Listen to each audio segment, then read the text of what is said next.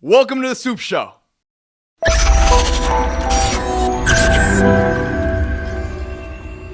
Yo, what's up, guys? Welcome back to the Supes channel. My name is Matt Supes Ramos, and on this channel, I aim to entertain, inform, and inspire using this topic of discussion as always, which is superheroes.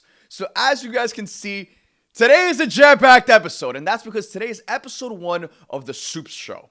It's going to be a complete revamp of this channel because, to be honest, I haven't been as consistent as I want to be over here on YouTube. I haven't been feeding you guys on the weekly, and so now I've created this new show that is going to be full of recapped topics, episodes, segments, and each episode will drop Friday morning. You know, usually when stuff comes out in the world of movies, it usually happens early on in the week. And so now we'll be doing like a weekly recap show, and each of these episodes will be dropping Friday mornings. And so I just want to be able to feed you guys. But you guys can also still expect to see my typical style of normal YouTube content. So whenever the time comes where I get to watch Superman, I will be posting an out of theater reaction talking about it with you guys. But on that same week, in addition to that, I'll also be, probably talking about it for the majority of the episode for that week, and it'll drop that Friday morning. And so again, my goal with this show is to completely kind of revamp our channel, because the reality of the situation, guys, is that when I first started posting over here on YouTube, it was really easy to post every day. It was really easy to sometimes post twice a day. But, as we've progressed on this journey, you guys know I've started posting on TikTok, Twitter, Instagram, and, we are going to be traveling for a lot of travel content for certain really exciting films moving forward. And so it's just gotten a lot harder to balance it all. And so that's been my goal with this show, is to now do something that's going to be consistent and will feed you guys every single week. And it's going to be, each episode will be gargantuan. I mean, today we have some really exciting guests that you guys are going to be seeing on the podcast regularly. And then we also have some celebrity guests in store for the future. But of course, I want to save those surprises for when they come. And again, it's just going to be really exciting. And I can't wait to feed you guys and surprise you guys and just pour into your cups on a weekly. So like I said, new episodes of the Supes Show will be dropping every Friday. New episodes of the Supes Show will be dropping every Friday morning. Over here on YouTube. So make sure to hit that bell notification on my channel to get notified for future episodes. And without further ado, let's continue the yap and let's talk about some exciting topics going on in the world of Marvel, DC with our first guest. Let's dive in. So guys, now we are here in the next part of this podcast / show. I got my boy Connor right here. Connor, you want to say what's up to the fans, man? How we doing, everyone? How are we doing? It is so good to be here. I can't wait to take this journey with all of you. It's going to be crazy. Let's get it. All right, so first thing I want to talk about today is Spider-Man Brand New Day. I feel like there's been a lot going on regarding this film in terms of rumors, in terms of things we've been hearing. This has been a film that's been in the development process for so long now. At certain points, we heard it was a multiverse film, then a grounded film, then a multiverse film, and now Avengers Doomsday getting delayed has changed a lot about this movie. And so what are some of the things you've been hearing that just get you more excited about this film, and what do you think is actually gonna come to fruition? I am so excited for this film ever since No Way Home. I know what you just said. There's been a huge back and forth on, is it gonna be street level? Is it gonna be multiversal? But the rumors going around this movie have been absolutely insane. I am loving all of the villain rumors that we're getting. At first, I thought it was becoming pretty clear that this would come out in between Doomsday, kind of like Ant-Man 2, they're happening at the same time. But now it looks like it could be coming out before all of them. So I don't really know the story anymore. Yeah, I mean, big thing that just came out recently, Hulk. Hulk going to be a part of Brand New Day. They keep saying Bruce Banner, though. I don't know if we're getting Hulk. I wonder if he's going to get another mentor. Bro, there is no way they're going to have just Mark Ruffalo as Bruce Banner in this film. I would kind of like that, low key. I would kind of just Science Bros, where it's just Bruce Banner and Peter bonding. Peter probably going to him for scientific advice. And I see it too. I mean, he's had the mentor of Tony Stark this whole time. Now he's supposed to be getting into college, maybe. He could be a college professor, even though I think that's below his pay grade, but you never know. Well, back in Spider-Man Homecoming, Bruce Banner was actually one of the professors in Midtown High. Yes, he was. He had that picture right on the classroom. And also Tom Holland's Spider-Man, like early in his early days in the MCU, he was always like a fanboy of like a lot of the other MCU heroes. Yeah. And so I could definitely see him like, I mean, he definitely knows about Bruce Banner already. That's Absolutely. I mean, he's worked with half of the Avengers. He definitely knows them. And they were in the Endgame battle together. So they've definitely at least seen each other. A lot of people have brought up that comic panel where it's like Hulk addressing Peter's secret identity. Of course I remember you. You're a friend. Like, I love that. A ton of people keep on bringing that up, but like, to me, that moment wouldn't make sense right now because we haven't seen Bruce and Peter interact at all. They've been in the same movies, they just have never interacted. And not to mention, a lot of stuff would have to happen to Hulk off camera for him to turn into that type of Hulk again. Well, see, for me, honestly, a ton of people keep on bringing up that comic panel, but I keep on going back to like this one scene that I envisioned in my head, and it's of Bruce approaching Peter at Tony's funeral. And it's him like kind of like consulting Peter and like just being there for him, bro. Yeah. Because like I feel like a ton of people forget that Peter in that scene does not know anyone, bro. Again, this is before Far From Home where he gets closer to Nick Fury. Yeah. And so he's at this funeral surrounded by all of these heroes, but like he doesn't know any of them except for Tony Stark. And the people he fought against in Civil War. Like, that's it. Exactly. And so like a huge group of those people, the last time he saw him, he was beefing with them. Yeah. And now, like, he's just, again, he's there for Tony. You know what I'm saying? So it's like, I feel like Bruce would totally approach Peter, be there for him. Because also in She-Hulk, Bruce mentions how him and Tony went out to that, like, Paradise bar hideout that they had. Yeah. And Bruce, I literally rewatched She-Hulk for this moment. And Bruce was like, Tony... He mentioned how like Tony and him went there during the hard times. And so I could totally see them like, damn, bro, maybe we even get a flashback scene of like opening of Brand New Day. It's Tony and Bruce at that bar and it's Tony telling Bruce about Peter.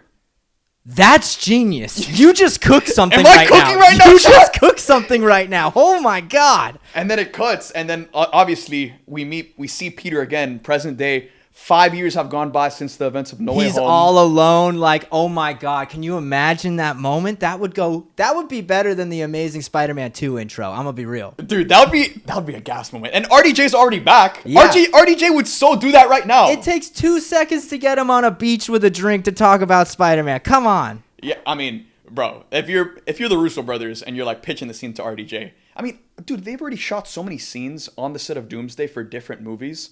Like they did the Thunderbolts scene. We know that the Thunderbolts post-credit scene. Yeah. I wouldn't be surprised if they do the freaking Fantastic Four post-credit scene on there. And Vision Quest. I'm hearing a lot of stuff that people are getting confused with Vision Quest in like the Doomsday set, which is very interesting to me. I mean, Vision Quest would be cool because you have like the Ultron connection. Yeah. And Jarvis, we heard Jarvis is coming back for that. Yeah. And that's also related to Tony. Exactly. A lot of Tony connections in there. A lot of Tony Ironheart connections. is coming out pretty soon, so there's going to be a lot of...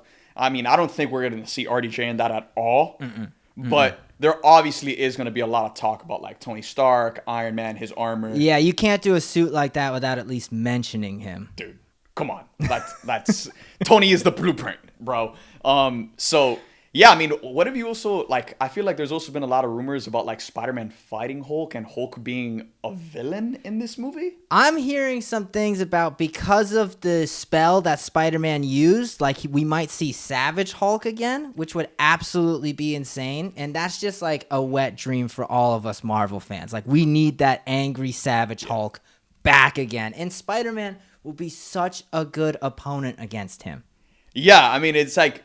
It's Spider-Man, it's Hulk, and it's Wolverine. Those are the big three of Those Marvel. are the big three. They've always been the big three, and they will remain the big three of Marvel. And we have been waiting for years to see Savage Hulk back. I know. And so it's like, it's time for us to see this, bro. Like, we're done with the science nerd. I mean, the last time we saw him, he was freaking Dominic Toretto at the freaking family barbecue in She-Hulk with Scar. Like, I think Marvel recognizes this as well when it comes to like where we're gonna see a lot of these characters next in Doomsday.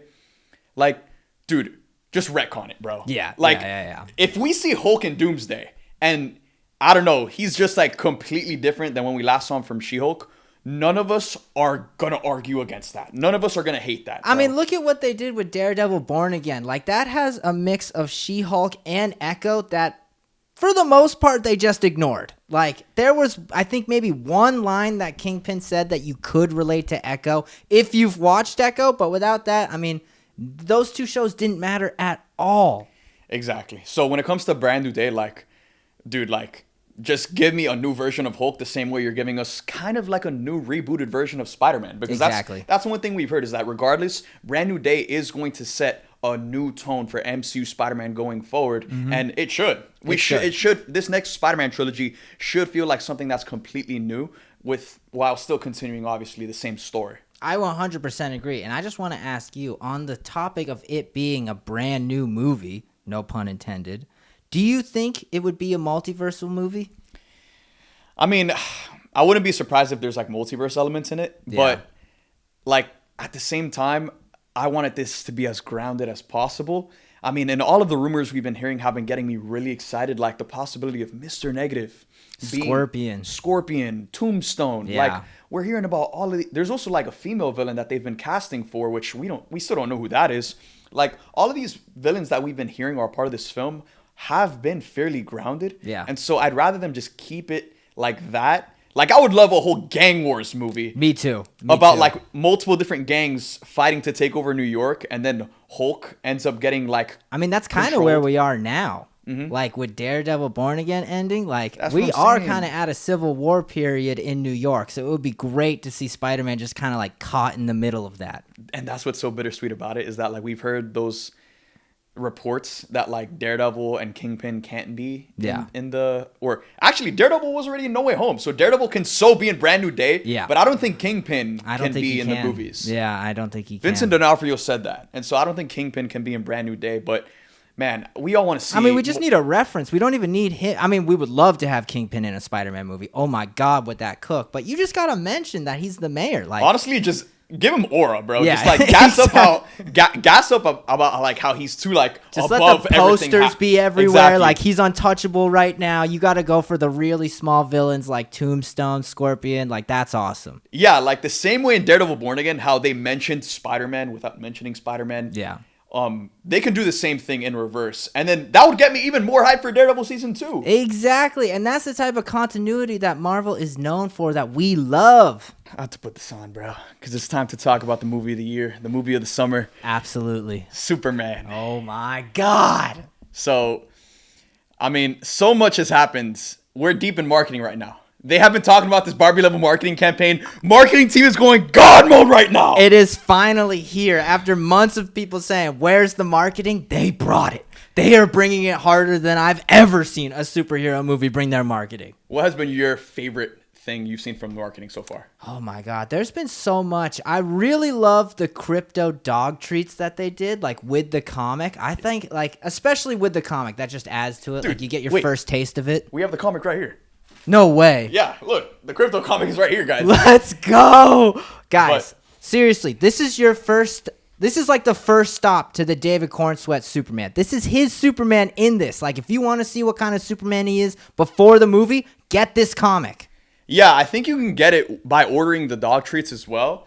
And it's just really cool, man. Like, I loved it when they did it with Man of Steel, like the Man of Steel prequel comic. I just love prequel comics in general. The Batman had some prequel comics as well. Yeah, the Riddler prequel comic was insane. Like, DC, if there's one thing they're always going to crush, it's the prequel comics to their tie-in movies. For sure. Dude, I mean, we got to talk about that video that they came out with David hugging all of the kids, interacting with the kids. Literally shed a tear. Like, that was Superman right there. There has never been a more perfect embodiment of Superman than that video. And it's crazy, bro, because we've gotten so many great Supermen already. I know. But I feel like that was the video that pushed a lot of the people that were on the fence on whether or not David was going to be a good Superman. A lot of people saw that video, and that was all out the window. It's like, he's the guy. Especially because, like, the first two teaser trailers didn't really have him talking. Mm-hmm. Like, it was a lot of action and showing off the sets and stuff. But now, like, we got the first trailer that actually had him talking, and it was incredible. It was amazing. I love him. But then that behind the scenes, like, literally, it was looking at Superman. Like, it was like someone was just taking a random video as a bystander, just being like, look, there's Superman. And it's like, oh my God, him with the kids was perfect. Dude, I actually have two stories I want to share with you, because for me, that moment happened like 2 years ago. And it was because I had the chance to go to set and see a lot of what they were cooking at the time. I got to watch David film some flying scenes. Yeah. And so, just to walk you through it, I got to set. Mr. Terrific was filming some scenes, and I actually think we actually saw it in the trailer where it's him in the chair and he's flying. Yeah, we just saw that. Yeah, so I got to see him filming some of that, and when James saw me, James Gunn, he like called me over because he recognized me because we worked on some stuff from Peacemaker when Peacemaker season 1 was coming out, and he was like, Matt, come here. And so I go over to the monitor, and they're editing some of the kaiju fight, and that's where I was like, dude, what? Yeah. I'm seeing all of this for the first time, and I'm like, oh my, we are not ready. Like a kaiju Superman fight. And so I sit next to James, and James asked me, he's like, Matt, have you seen the sizzle? And I'm like, dude, I haven't seen anything, bro. I saw the first look suit image that you just posted on social media. And so then he's like, guys, he's under NDA, right? And then I'm like, dude, yes, bro.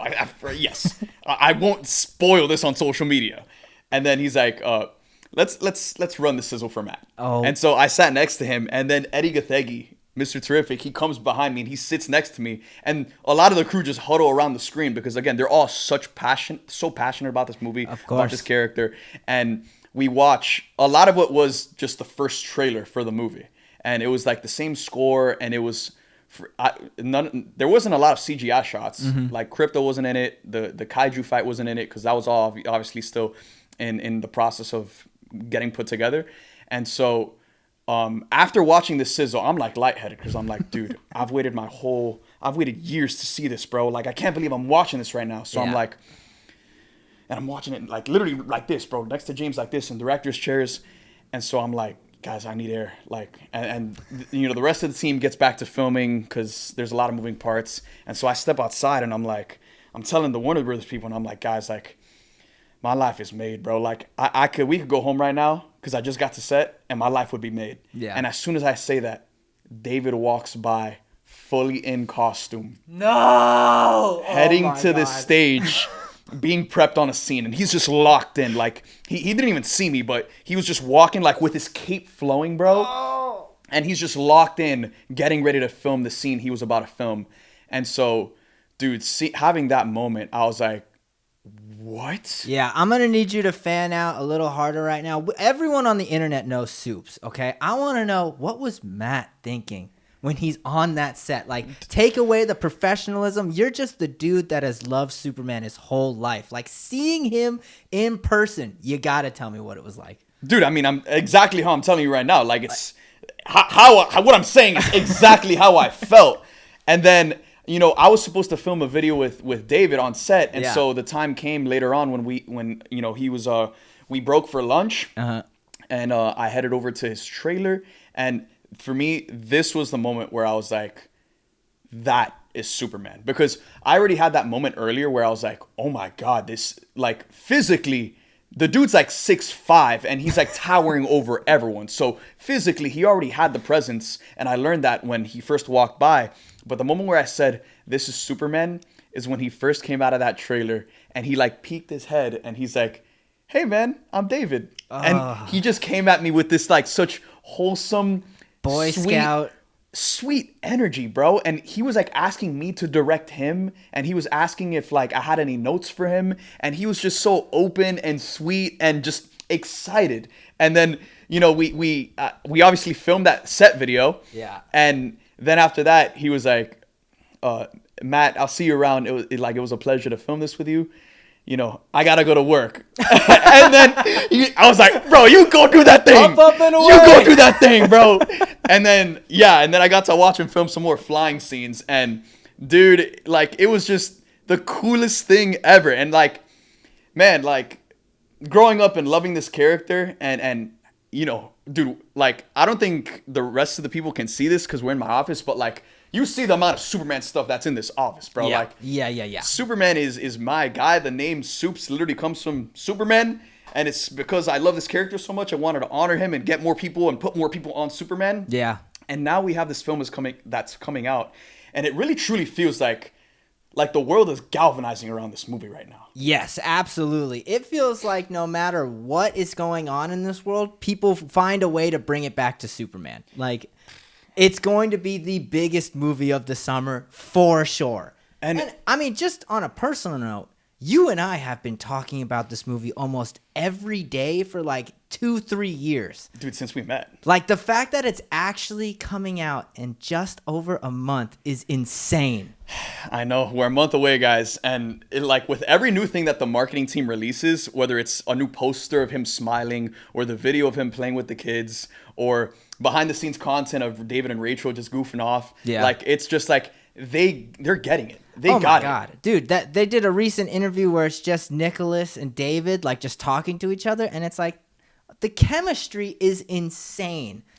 And that's the thing, is that Nicholas is so charming as well. I know. Like, even though he plays an evil Lex Luthor in this, he's so charming in his own right. And man, I kind of feel bad for Nick because it's like he auditioned for Superman and Robert Pattinson's Batman and he didn't get it. But honestly, I love how he's like low-key channeling all of that into his hatred for Lex. Some of those shots of him in the trailers have been like the money makers of those trailers. Bro, and I really hope that they just make him a hater. Don't like give him don't necessarily give him a backstory or a reason why or make him empathetic. Like, sometimes we just need pure haters that are in it for the love of the game. Absolutely. And I hope he doesn't get put to the sidelines after this movie. I hope he is like in everything.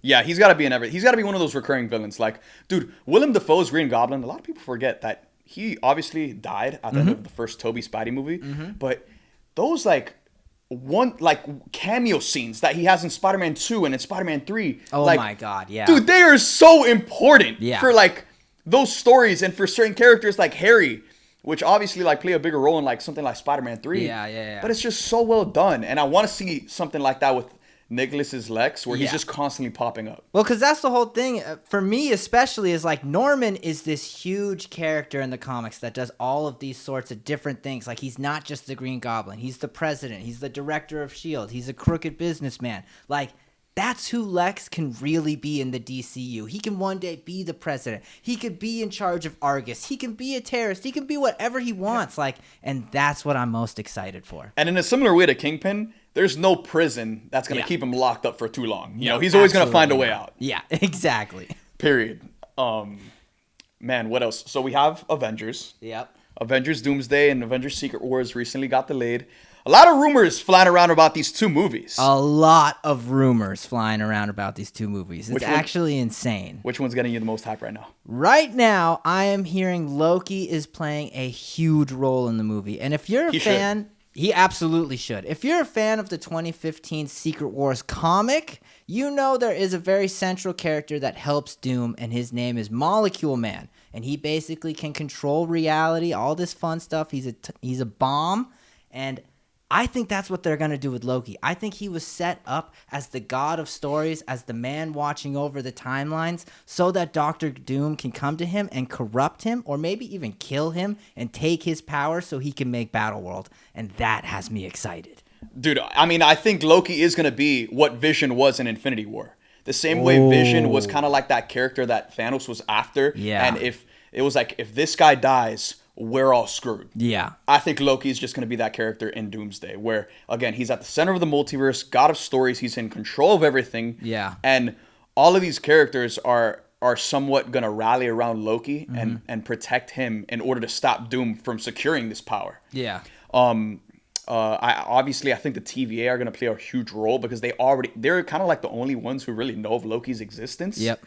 And Chris Hemsworth recently posted that tribute video and those like last words heading into Doomsday. And so I think Thor and Loki are going to have their reunion moment, and Thor is going to die protecting his brother from Doom. And Doom will eventually get to Loki because he has to. You know, at some point... that would explain Deadpool too, because Deadpool knows the TVA. Deadpool knows the Oh, yes! Oh my God. Also, Deadpool saw the Thor thing. Yeah. Where Thor is crying. Thor's crying over Deadpool. Maybe in Doomsday, it's Deadpool crying over Thor. You just cooked. You are chefing it up this episode. I can't even lie. What do you think of the possibility of X-Men versus Avengers for Doomsday? Oh, it's going to happen. You think so? Hole in the can when that 1 billion% Avengers vs. X-Men happens. So how does that work? How do they get to each other? I mean, it's kind of the same way Secret Wars ran, where it's like the main MCU versus like the Ultimates universe. Yeah. So Whereas you're thinking like an incursion? Yeah, for sure. I Yeah. mean, Monica Rambeau is going to be a huge character in terms of connecting the two worlds because she's still stranded in the X-Men universe. Yep.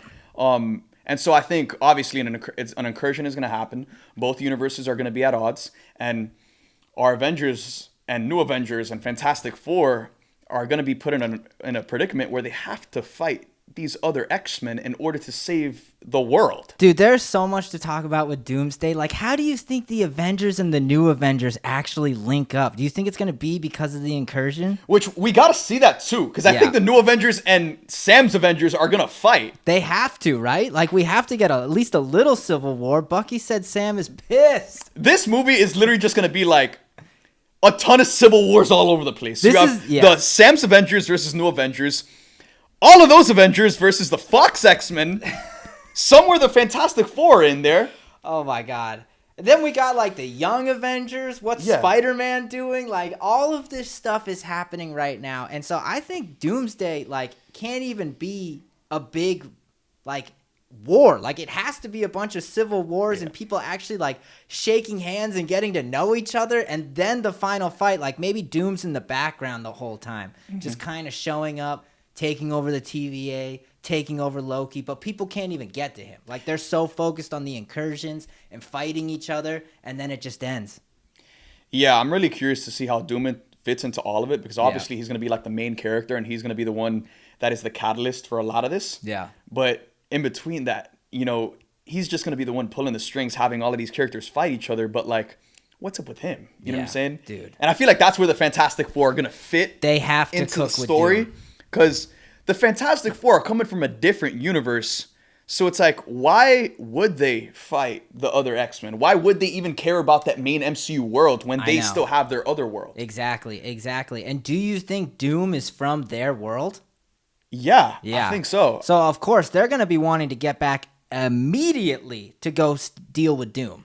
Dude, another character, I think a lot of people are underrating his importance, Franklin Richards. Yes. Oh my God. Franklin Richards. Obviously, we're going to meet Franklin in the new Fantastic Four movie, but like that character is going to be so important for Doomsday and Secret Wars and just shaping the multiverse and what's to come after that. I've had a crazy theory that I've told you many times, but I think the Fantastic Four are not from the universe that they're in, and then they give birth to Franklin in this different universe, and that's the reason Galactus shows up, because he's like, hey, this baby is not supposed to be here. Like, this is a wrong move for the timeline, and he wants to take Franklin. You might be cooking here. I mean, we know from the new CCXP footage that Galactus is definitely coming after Franklin. Yo, true. Yes, that footage was crazy that they dropped that. Dude, yeah, Silver Surfer coming after the Four. Wow, Sue's giving need. birth. Oh, my God. A lot's going to be happening and here, now bro. Vanessa Kirby's actually pregnant. Like, oh, my God. Great marketing. Best method actor on the planet. Bro, and on that note on Fantastic Four, dude, I have to give a shout out to some fans I met over there down in CCXP because they gifted me this like exclusive CCXP poster. And oh my God. It was like only from the event. That is so cool. I love how they still have the outlines of all the characters. Bro, they were also giving out this white Fantastic Four hat with the blue 4. Oh. Dude, I was literally trying to buy it off of people because you could only get it like if you had like been one of the first people in line. Oh my God. And so it looked so good and everyone looked so good wearing it. And I was like literally offering people money to buy it. I would have thrown a blank check at someone for that. But yeah, no, I met some of you guys and you like I met so many of you guys at CCXP and it's just like, it's so beautiful to see that like, you know, no matter where we are in the world, we're always connected by what we love and by stuff like Marvel. And so always love meeting you guys. And with that being said, you know, that whole trip, I was down there in CCXP for Jurassic World Rebirth. Got to meet freaking Scarlett Johansson, Jonathan Bailey, Mahershala Ali, and the rest of the cast for that film. And that was honestly one of the highlights of my year. Actually, I would say, yeah, it's the second thing that's happened this year that I was just like, what the heck, bro? Like that just pinch me moment. But I also want to talk about like, I feel like we've done a lot this year that we haven't talked about on camera or just like made content about. It's just stuff that happens within our friend group or that we experience. And we're just like, dude, holy cow, like what the heck? So Absolutely. For you, you know, what were some of those moments? Because I have my top three. Again, obviously going down to Mexico City and spending some time there, meeting the cast of Jurassic World Rebirth, celebrating that film. I would also have to say, like, going back down to Miami and doing an event for this new A24 comedy called Friendship. Yep, great movie. That was, like, so much fun, and I've been wanting to do more fan events in, like, different places around the country and honestly around the world. But, like, certain opportunities only come up for certain films, and so that was one where it's like going back to my hometown where I'm from and seeing like a lot of people that grew up in my same neighborhoods show up to that event and talk about like how much they love the content and how much it's inspired them. It was just like really truly fulfilling. And I've done a ton of fan events over here in LA, but like going back home, it's just like it's a different type of feeling because, you know, film events like that do not happen in Miami. And so that was a lot of fun. But the number one thing this year that was like top of my list was like getting my mom to meet Tom Cruise. Like I had met Tom Cruise when I went down to the set for Mission Impossible, like back like last September. Bro. Yeah. And so now with the film coming out, like we got to see Tom in New York. I saw him in CinemaCon when we were in Vegas. And you know, I got to bring my mom out to New York, and me and my mom like have grown up loving movies and watching so many movies together. And the Mission Impossible films were one of those. And so getting to bring her to meet Tom, like, dude, I can't even imagine. Bro, so when I first saw Tom, like he like obviously like recognized me and we came up, we embraced each other. And then I was like, Tom, this is my mom. And my mom was like so nervous. My mom has never gotten starstruck around like anyone because she knows she has to be like professional in those settings. But like my mom was just like pale white, like just like I can't even imagine. She was starstruck, bro, because she grew up like this is her GOAT. You know what I'm saying? That's an A-lister right there. That's the Tom Cruise. It's the president of movies, bro. Yeah. And he's been around for the longest time. And she grew up watching his movies, let alone, you know, us who are much younger. And so he's like, Mom, thank you so much for coming from Miami.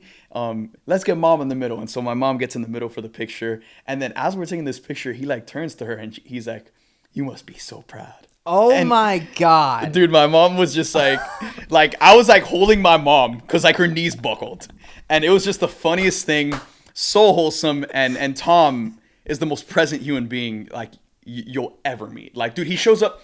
I'll tell you this. He shows up to his premieres like 4 hours before anyone else. And that's just so he can spend time meeting each fan and taking his time in interviews. And by the time he's done, like hours have gone by and the whole cast like had shown up, gotten their pictures for the carpet, did their interviews. But like I've never seen anyone else do that. Like he genuinely like loves to spend time with people and like get to know people. And so, you know, the fact that he took some time doing that with my mom was definitely like the highlight of my year so far. But how about you? What have been some of those moments that you've experienced? Because we've done a lot, bro. I know. We have done a lot, like so much. And first off, real quick, I just want to say, you give off heavy Tom Cruise energy because you are the same way. Don't ever say that. We get to events. People won't believe me. We get to events like 2-3 hours early every time so you can shake hands with everyone that's involved. Say thank you to every waiter, waitress. Like, you are that guy too. So I could totally see Tom Cruise and you hanging out on the beach just having a drink. Like, 100%. But my top 3 moments. First, I want to give an honorable mention to your Deadpool and Wolverine event that you did over the summer because that was monumental to me. Seeing all of the fans come together for this huge Marvel movie was just mind-blowing. Absolutely mind-blowing. But my number 3 is going to have to be we got to go to the Minecraft event movie. And that was absolutely insane because I got to meet one of the main developers of the game. His name is Jev, and he is the GOAT. I have been worshiping Minecraft since I was, in elementary school. I grew up with that game, and being able to meet the creators of it and being on set was just absolutely beautiful. My number 2 is going to be CinemaCon. Those events are absolutely insane. You get to see so much. We got to see How to Train Your Dragon early. The Weeknd performed. Ariana Grande was there. All of the Thunderbolts cast were there. It is an experience unlike anything else I have ever been to, and I look forward to it every year. As soon as it ends, I'm like, when's next year starting? I'm ready to get No, back. guys, I don't think you understand. CinemaCon is our Super Bowl. Like, we book our flights and our hotels for CinemaCon around like the beginning of December. Yes, because we are just like that excited for it. And again, it's just the fact that one, they treat you so well, and you're able to see stuff from every studio. And it's not like something like Comic-Con where it was just announced that Marvel isn't coming to Comic-Con this year. With CinemaCon, every studio is always going to show up, and they're always going to deliver the goods because they really have to. Yeah, and you get to see a different side of all of these studios too. Like, they are pitching to movie theater chains, so they're talking like they're your buddies. Like, you know, we're all on the same team here. We all want movies to succeed, and so you just get this insane, like, behind closed doors look at how the movie industry works, and it is just a beautiful, exciting thing. And then my number one is going to have to be, I got to take my fiance to the Final Destination premiere. That was a once-in-a-lifetime opportunity. She has never walked the carpet before. And thanks to all of you guys, thanks to my friends, we got to do it. And it was just, I mean, you just feel kind of like the same with how you said with your mom. You just feel different. You feel pride. You feel happy. Like, it's just a different feeling getting to do it with your loved ones. Yeah, because it's like, you know, again, growing up, like, it's like, who like, you would have never believed it if I told you, like, yo, Connor, you're gonna be taking your girl to the premiere for like the best Final Destination movie, by the way. Absolutely, like, absolutely insane. Yeah, that dude, it's been a great 6 months so far, and so I thought it would be great to open up this kind of first episode of this new long form show by giving you guys a recap of some of the best things that have happened to us over the last year or so, and so. Now it's time to make some new memories, right? It's going to be really interesting to see what our top 3 list is at the end of the year. See what's changed. Dude, I'm ready. I know it's Superman. I'm ready to do a top 3 at the end of July, let alone end of the year, bro. Like, again, Rebirth, F1, How to Train Your Dragon, like Megan 2.0. I mean, I love the first Megan, so I'm ready for Megan 2.0. Yeah. Whatchamacallit, 28 years later looks incredible. Yeah, dude, it's going to be an insane year right now. Like, I feel like there's so many other movies coming out alongside Rebirth, Superman, Fantastic Four that also look great as well that you kind of just forget about because you're like, in my brain, I'm like so Superman and Fantastic Four pilled right and Jurassic World pilled right now that like I'm just like looking forward to those like in my head. But then I'm also like, dude, yeah, I'm freaking excited for F1. I'm freaking excited for 28 years later. And then they just sneak up on you out of nowhere. I mean, we've already had bangers this year. Like, people at the end of the year, when you have to give your top 5 movies of 2025, it's going to be one of the hardest lists to do. I agree. What a great year, though, right? What a great time to be a fan. Year. And now we all get to do it together. All right, guys. So now I want to introduce another one of the homies. I got my boy Krist right here. Biggest Ana de Armas fan that I know. And we just left the premiere for Ballerina, starring Ana de Armas with John Wick, Keanu Reeves, the whole team. Krist, I mean, we just got back from the after party, bro. It's literally like 2 a.m. right now. Yeah. How you feeling? Talk to me. That is single-handedly the most beautiful woman I've ever seen with my own 2 eyes. Like, absolutely gorgeous, breathtaking, and it's heartbreaking at the same time. I couldn't speak to her tonight. Guys, I can't lie. Like, I've been trolling this guy about this movie for the longest time because back in April for CinemaCon, he had the chance to meet Ana de Armas. Okay, wait. I didn't think it would be as personal. So we were at CinemaCon. We're watching How to Train Your Dragon live action. I'm a massive How to Train Your Dragon fan. I just cried at a scene. We're about to get to the finale. In my heart, I'm like, I can't leave. I didn't think when he said, like, oh, he's going to record something with Ana de Armas, it wasn't going to be this personal thing. He was, like, solo dolo talking to her, recording, conversating with her, sent me photos, him side by side with her. It broke me. Yeah, guys. Again, like I said, this is the biggest Ana de Armas fan that I know. And so, again, we were watching How to Train Your Dragon. The movie was freaking amazing from what I saw. And we had just finished the test drive scene.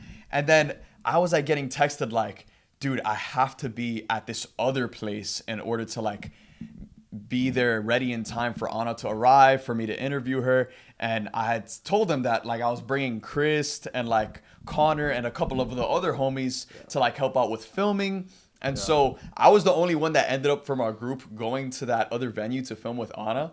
And it broke my heart as well. But My heart was very quickly stitched back together once I met crazy. Anna and I got to spend some time with her, talk to her a little bit about the movie. Well, I was still invited to the event. It was just after, right when, like, they told me to pull up right when Anna left. They told me to still pull up to experience, because it was the whole John Wick event. Like, we get to go do all the John Wick stuff.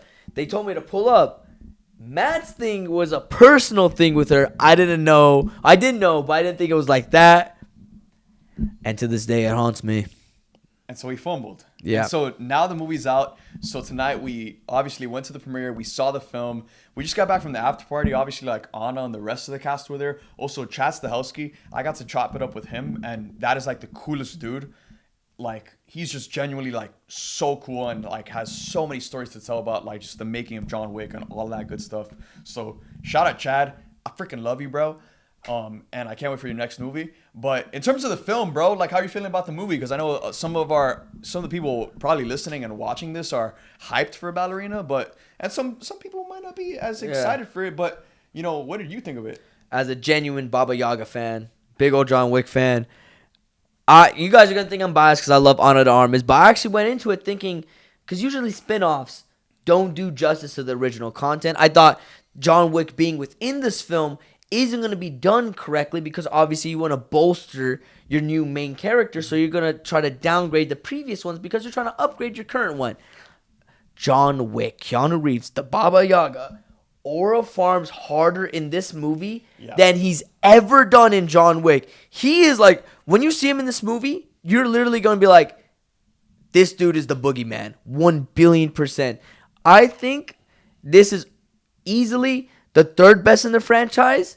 I would argue maybe second, but the third is a good spot, because I think the fourth is the best, first is the second best, and then Ballerina is without a doubt better than John Wick 2 and 3. It's debatable with 1 and Ballerina. Ballerina is that good. Nah. See, that's where I cross the line. Okay. For me, it's like, Ballerina is the third best in the franchise, period. It's not better than John Wick 1. It's not better than John Wick 4. But it is definitely better than John Wick's 2 and 3. Okay. And I feel like across the board, if you have watched the John Wick movies, like, everyone kind of agrees that, like, 1 and 4 are the best. Yeah. And so Ballerina, like, that's still high praise for it to be third best in the franchise. And guys, John Wick is in so much more of this movie than I thought. Like, he's in a lot of the movie. And one of the things I was kind of worried about when they first revealed that he was going to be a part of this film and he was going to be fighting Ana de Armas' character, who's named Eve, is I was worried that they were going to tear him down as a character in order to build her up. But they did not do that, bro. Yeah. John arguably has more aura than any of the John Wick films. No, 1 billion%. John Wick in Ballerina is the best version of John Wick yet. He is so far. And I think there's some action sequences. Obviously, you've seen in the trailers, there's some action sequences that they further expand on within this film that is arguably some of the best within the entire franchise. Easily, some of the stuff they do in this is like top 5 in the franchise. Yeah, I can't lie. There's just so much action in this movie, bro. Honestly, and all of the action is great and it's so well executed. But, like, for me, it kind of dragged on a little too long, because it kind of gets to that point where you're just like, all right, can she just get to this place that she's trying to go to? Because it's like a freaking like 20, 30-minute action sequence of her trying to get to this place. And you're just like, all right, can we speed it up? Can we keep it going? I know that you that's where we disagree. Yeah, that's where we kind of disagree, because there is a lot of action. But the way I see it is that almost every John Wick film is exactly the same. You watch 2, 3, and 4. 1 is a more grounded film, but 2, 3, and 4 is so much. Like, you watch John Wick fall downstairs for 5 minutes straight. Like, there's just a lot of ass whooping within all these films. I will say, like, 2 and 3's plot's cool for John Wick. Ballerina's plot point with how Eve goes about what she's doing, I think is very cool, and I enjoyed it quite a bit. I also enjoy how John Wick is introduced within this film continuously, whether it's past or present. Like, I think they cooked with the Baba Yaga. Yeah, they definitely cooked with, like, the way they used John Wick. They cooked with the story as well. They cooked with all of the action stuff too. For me, it was just a little bit too long, but at the same time, it's just like you're getting good stuff. You know what I'm saying? You're not seeing anything bad on screen. And if you are an action junkie who already loves the John Wick films, you're gonna love this movie. Period. 100%, easily. You're gonna enjoy it a lot. Shout out to the homies Krist and Connor for hopping on for episode 1. Again, episode 2 will be dropping next Friday, so make sure to hit that bell notification on my channel, subscribe, like this video, and comment down below in relation to the topics we talked about in today's video. Like I said, guys, I'm really excited to be doing this show over here on YouTube and just feeding you guys on a more consistent basis and delivering gargantuan episodes on a weekly. In the future, we are going to be having some celebrity guests. We're going to be having some different types of segments. And my goal is to just keep the show dynamic. There's a lot of things that I'm blessed to be able to do that I just want to be able to take you guys with me for. I want to be dynamic. I want to be, again, feeding you guys stuff that you aren't getting anywhere else. And so with that being said, thank you guys for listening to today's episode and for watching this video. And I'll see you next week for episode 2 of the Supes Show.